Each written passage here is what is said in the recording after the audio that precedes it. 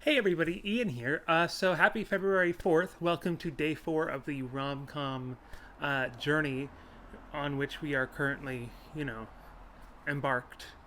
The movie I reviewed, or that I watched last night that I'm going to review today, was Something's Gotta Give from 2003. This is starring Diane Keaton and Jack Nicholson, and written and directed by Nancy Meyers, who I recognized her name when I saw that she had written and directed it, but I didn't know exactly where I knew the name from. But I looked her up on Wikipedia. It says that she has written, produced, and directed numerous critically and commercially successful romantic comedy films, including The Parent Trap, which I like that movie. What Women Want, I have seen that. Something's Gotta Give. As of last night, I have seen that. The Holiday, which I have not seen. It's Complicated, which I have seen. That was good. And The Intern, which I also saw, and I remember liking that, but I haven't seen it since it came out in 2015. But so she has a very solid resume in terms of romantic comedies written and directed and produced. And that sorry about noise outside. I left my window open and I realized that after I sat down, and I was like, oh, I don't want to get back up, even though it's literally my arm is like 2.5 feet long, and it looks like it's like 1.75 arm lengths. So I would say about 4 feet away, and I shan't be closing it. But anyway, like I was saying, Nancy Meyers seems like she has a pretty solid resume, a solid rom com resume, and that really showed during this movie. This was a really good movie. I hadn't seen this before. I'd seen a couple of the others that I've reviewed so far before, several years before I did the reviews. And for some reason, I had it in my head that it said it was a romantic comedy, but I was thinking it was like a drama movie, romantic comedy drama. And so I'd been kind of putting it off last night, all yesterday. I was like, I guess I'll sit down and watch it. Now I think I'll go for a walk, and then I guess I'll watch it. And then when I finally started, it was, I mean, within 5 minutes, I was already hooked. It was a great movie. It was very funny, very, just very solid. I'll talk about some of the individual aspects, like the stuff I'm actually doing my, little rubric based on. I can start with just the overall feeling of or my overall feeling on the movie. Not the overall feeling of the movie, but mine on the movie is just that it was very solid, extremely solid. Very, there were no, in terms of writing, acting, directing, music, and vibe of the movie, there were no weak points. This was very well put together. In terms of the writing, I thought it was very sharp. Just from right during the like in the first scene, the first conversation that they're having, it was very. It was just quick, and it was sharp, and it was funny, most importantly, and it was fast paced. And I was going to make a note on a thing I liked about the writing. I should say what the general plot is. The plot is that Jack Nicholson's character is this like 62 or 63-year-old. He's like a record label executive, never been monogamous. He's always dating younger women, and he's dating this younger woman she's like 28 or 29, maybe 31 or 32. Very young, way too young for him. And they go off to her mother's beach house for the weekend. And then it turns out that her mom, who is played by Diane Keaton, and her mom's friend, who is played by Frances McDormand, who was delightfully just kind of quirky and cute in this movie, even though she didn't have a very big role. She's good. She's a good actor. But so they go to Jack Nicholson and the young girl go to this beach house, and it turns out the mom is there with the mom's, friend from work or whatever. Not from work, but associate. And they decide to all just, all four of them stay out there for the weekend. We're all here, we're all adults. Let's just, everyone mind our own business. And if we want to hang out, we'll hang out. If we don't, we won't. But so at some point later on, Jack Nicholson and the younger girl are fooling around, and he has a heart attack because he's like 65.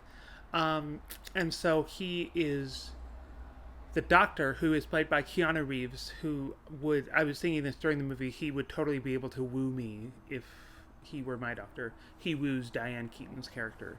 Um, she's a playwright, and he knows all her work, and he's like, oh my god, I love your work. And she's like, oh my. But so Keanu Reeves recommends that Jack Nicholson stay nearby the hospital just in case something goes, wrong in the next couple of weeks. And so he stays at that beach house. The daughter has to go back into town for whatever reason. Maybe they live near New York, I think. I'm not sure. But she goes back into the city, whatever city it is, and Jack Nicholson and Diane Keaton just fall in love. But so one thing I liked about this movie is that I felt like it avoided a very predictable trope, because the way that writing works and like story structure works is that like a movie is 3 acts long, and at the end of the second act, 2/3 of the way through the movie is when the main character, is supposed to be at their lowest point, and then they have their triumphant rise in the third act. And that is true. I mean, that romance movies, action movies, comedies, whatever it is, they all follow that formula. And so I feel like a very predictable, and I think probably it would have ended up being a narrow, like a limiting trope, was that, and so I'm happy that they avoided this, was that, it would be a movie about Diane Keaton and Jack Nicholson sneaking around behind the Diane Keaton's daughter's back. And then at the the end of the second act, the low point would be, the daughter finding out what's happening and feeling, betrayed and saying, oh my god, I'll never forgive you both. And then, Diane Keaton and Jack Nicholson break up, and it's all sad. And I think that would have been very predictable. I'm glad they didn't do that. The way that this movie works is that basically the end of the first act is when the daughter sees Diane Keaton and Jack Nicholson alone in the room for the first time, or together and interacting for the first time, and she immediately sees like sparks flying between them. And so she breaks up with Jack Nicholson again at the end of the first act. She breaks up with Jack Nicholson so that he can go date her mom, Diane Keaton. And I felt like that allowed for far more directions that the movie could then go in. It becomes kind of like, oh well, if the main negative development of the movie is no longer the daughter finding out, what's going to happen? It just made it more potential for deeper exploration. And this moves right into, I think, what I want to talk about next, which is the acting, which was very good, very good. Diane Keaton was, I mean, honestly, like magnetic in this role. I could not take my eyes off of her. She was just so good. I was watching it with a friend of mine. I'd watched 3 of the 4 movies with this friend. Her name's Louisana. She lives in Toronto, and she summed up, I think, very well. She said Diane Keaton was a very natural actress, and I agree with that. She's very good at all the subtleties of human behavior, and she was very, very good. I actually looked up this movie before I watched it, and I didn't look up the plot, but I just looked at the Wikipedia page, saw, like how long it is and how, when it came out, who's in it, etc. And I also saw that Diane Keaton had been nominated for an Oscar for this movie. And before I saw it, I thought, okay, that's good. And I knew that I had actually never seen a movie of hers, but I know of her, and I know that she's been nominated for and has won several Academy Awards. She's a very well-regarded actress. But I thought it was impressive that she had gotten an Oscar nomination for this movie, just because romantic comedies are not generally not held in the highest esteem by, the Academy and cinema experts, I guess. But when I watched it, I mean, even by the end of her first scene, the first scene that Diane Keaton is in is that she sees Jack Nicholson in her house and doesn't know who he is, so she calls the police frantically and kind of neurotically, and then it's explained that he's seeing her daughter, and so she says, oh, false alarm. and she says it way funnier than me. But honestly, by the end of her very first scene, I was like, okay, she deserved that Oscar nomination. She's really really good in this movie. And my friend and I, Luisana, we were laughing about this last night and again today about how over the course of this movie we just became like Diane Keaton stans. Um, I just realized I'm still wearing my retainer. I'm going to take this out real quick. I'm going to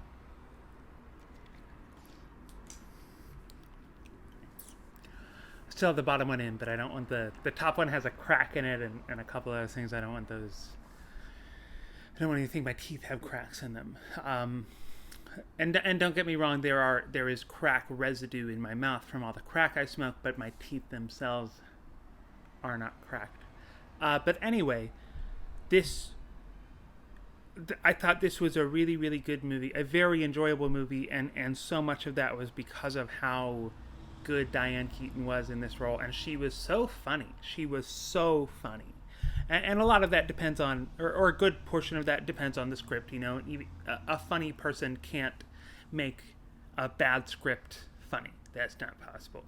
But it was a combination of funny, quick writing, and a very, very talented actor, Diane Keaton. And also, Jack Nicholson he's a very good actor. He's actually, he has the most Oscar nominations of like any male actor, and he's second only to like Meryl Streep, because obviously she has the most of any actor. But yeah, two very good, very convincing, very chemistry-filled leads made this a very enjoyable viewing experience, and I felt like it was just a good tale of like love over 55, love over 60. This was it's just a good movie. It was very well made. It was very well put together. It was also, I said earlier, how long am I? Okay, I said earlier that it was written by Nancy Meyers, which it was. It was also directed by her. As I keep saying, I don't know a whole lot about directing, and so I'm still kind of looking for. There was nothing that stood out to me as being good or bad in this movie, and so I don't have much to talk about. One thing I do have more to talk about, though, is the music. It was never particularly in your face, and it wasn't as striking as maybe the music in like Crazy Stupid Love. But it was good music still. It was very chill and like classy, and it was like grown up. And there would also be there were several instances where there would be, more upbeat and loud and like fun hip hop music playing. Because Jack Nicholson's character, he's actually the president of a hip hop label. I don't remember what label. I think it was made up for the movie. It wasn't Death Row Records, but it was something that sounded vaguely similar to that. But the music was good. The music was nice. Even the louder, the rap music that would play at like parties and stuff. It felt like it wasn't just a random rap song. It felt like an appropriate and also a good rap song. I like rap. I like good music. If something's good, I'll listen to it. And just the vibe of the movie overall was very chill. It was very grown up. It was like mature, but it was still very funny and very fun and very light. My favorite character in it was Diane Keaton's character, whose name I already forgot actually. The entire time I was calling them by Diane Keaton and Jack Nicholson. I'm the same way with like Matt Damon when I'm talking about like The Martian. I don't say like, oh, and Bill walked up the mountain. I'm like, oh, and Matt Damon did XYZ. Julia Roberts did XYZ. Brad Pitt did XYZ. They're not all in The Martian. But Diane Keaton's character was my favorite because of how good Diane Keaton was. I think there was potential, depending on how it was portrayed. There could have been potential for that to be just a really annoying character that could have been hard to relate to. Diane Keaton is just was such a talented actor. I meant to say this earlier. My friend and we liked her so much that I actually decided, I decided to put Annie Hall somewhere in this month's list of movies, just because I've never seen that. And I know that she won an Oscar for that movie. I think that movie was her first that propelled her into fame.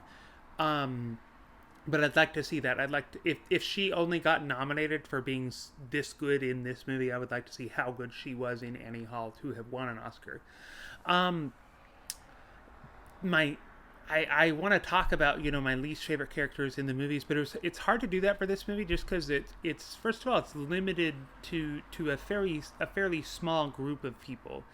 There's Diane Keaton and Jack Nicholson. There's Keanu Reeves, his doctor. There's Frances McDormand, Diane Keaton's friend, and there's oh, I forgot her name actually. I recognize her, but the girl who plays the daughter. Those are really the five people that are in the movie.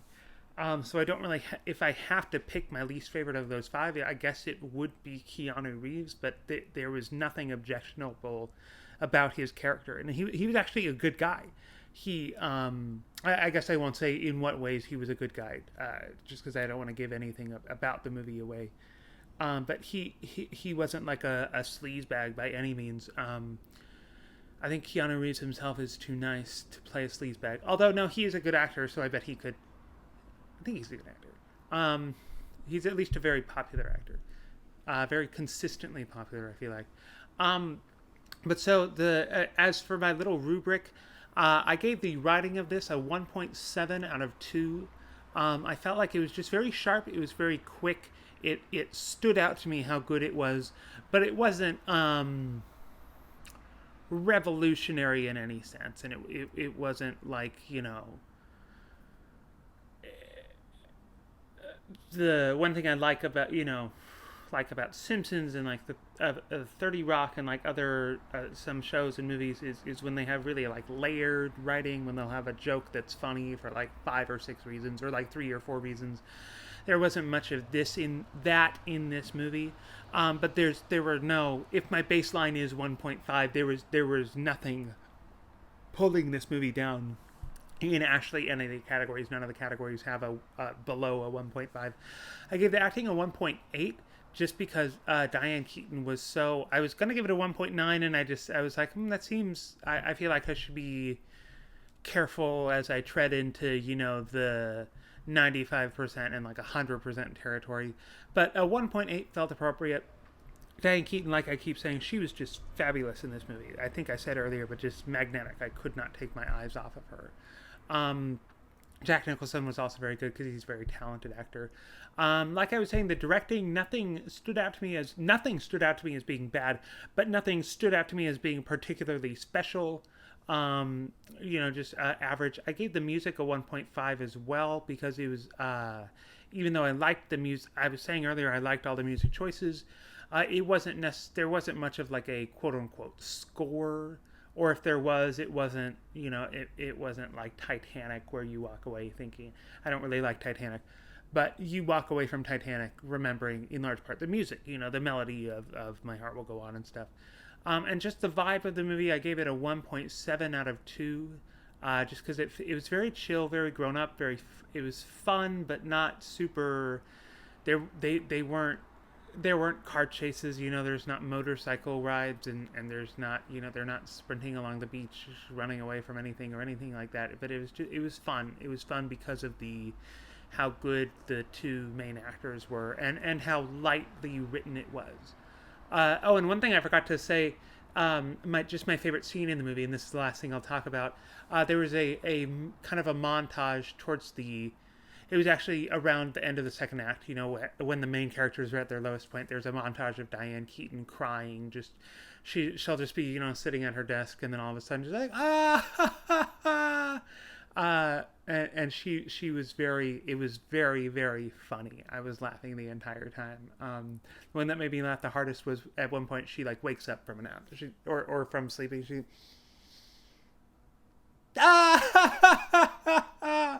And that one, I was watching this at like 11 or 11:30 at night, and I think I laughed at the top of my lungs in that one. It was very like guttural and like a scream, but it was only it was like ha, but way, way, way louder than that, like a scream laugh. But it was only one ha.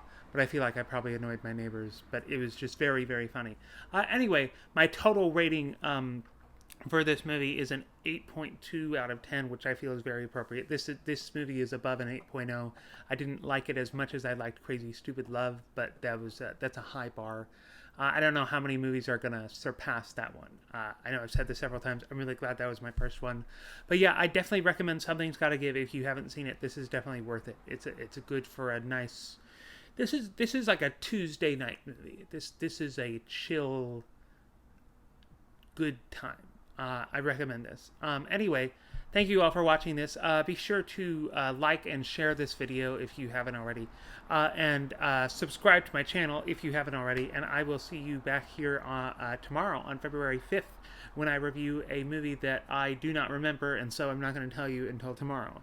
But I have it written down. Anyway, thank you very much for watching. Have a good night. Bye.